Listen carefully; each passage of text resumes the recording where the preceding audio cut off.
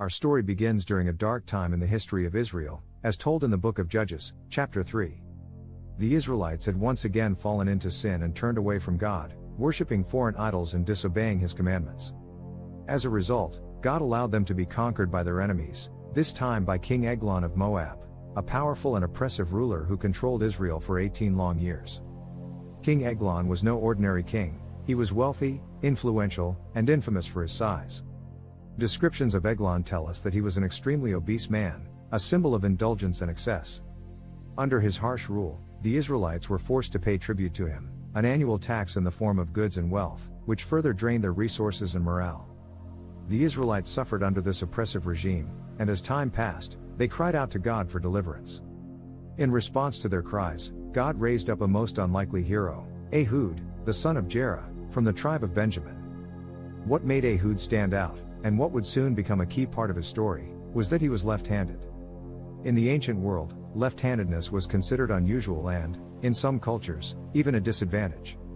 However, this trait would prove to be Ehud's secret weapon. The plan for deliverance. Ehud, inspired by God, developed a bold and dangerous plan to free Israel from Moab's oppression. As part of the tribute-paying process, Ehud was selected to lead a delegation of Israelites to deliver the yearly tribute to King Eglon.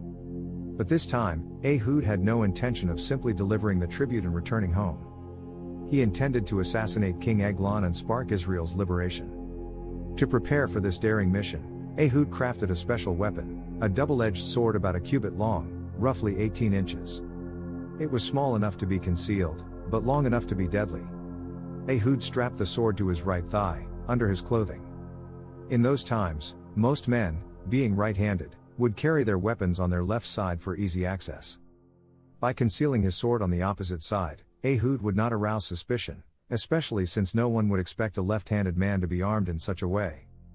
With his hidden weapon in place, Ehud joined the tribute-bearing party and set out to King Eglon's palace in the city of Jericho, often called the City of Palms. When they arrived, they presented the tribute to the king. Eglon, unaware of Ehud's true intentions, accepted the tribute as usual, likely reveling in his power and the subservience of the Israelites. After delivering the tribute, Ehud and his companions turned to leave the palace and head back home. But Ehud had other plans.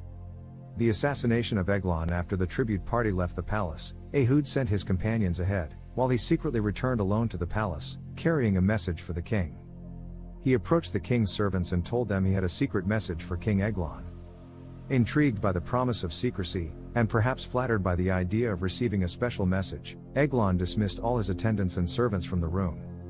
Now, alone with the king, Ehud prepared to carry out his plan. King Eglon was sitting in his private, cool upper chamber, a place of rest and comfort, likely unaware of the danger lurking in his midst. Ehud approached him and said, "I have a message from God for you." As soon as the words left his mouth, King Eglon stood up to hear the message, his attention fully on Ehud.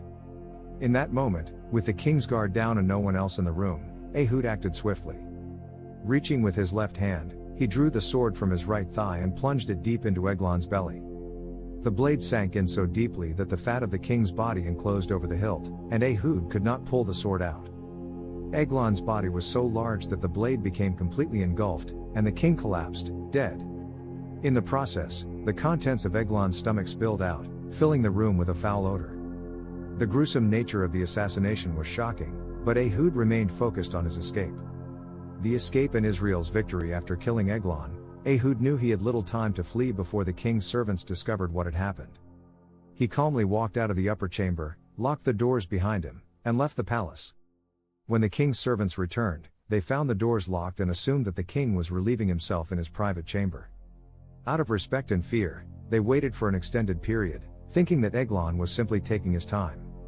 However, as more time passed and they began to grow uneasy, the servants finally unlocked the doors and entered the room, only to discover their king lying dead in a pool of his own blood. By this time, Ehud had already escaped, making his way to safety.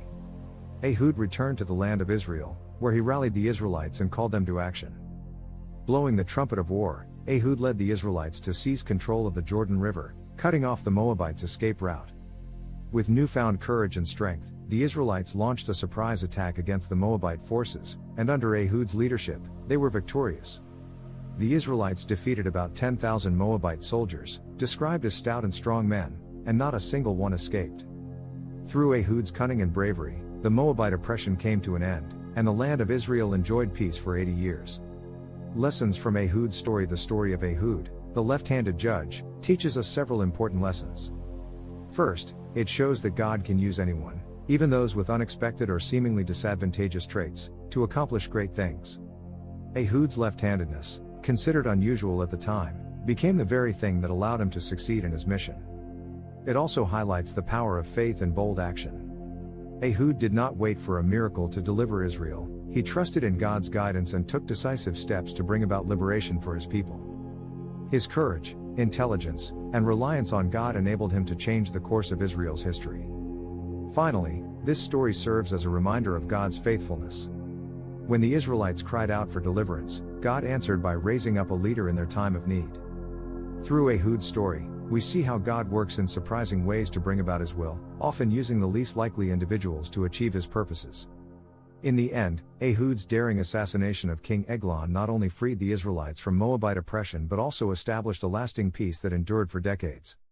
His story remains one of the Bible's most fascinating and unexpected tales of deliverance, showing that with faith, even the most unlikely heroes can rise to greatness.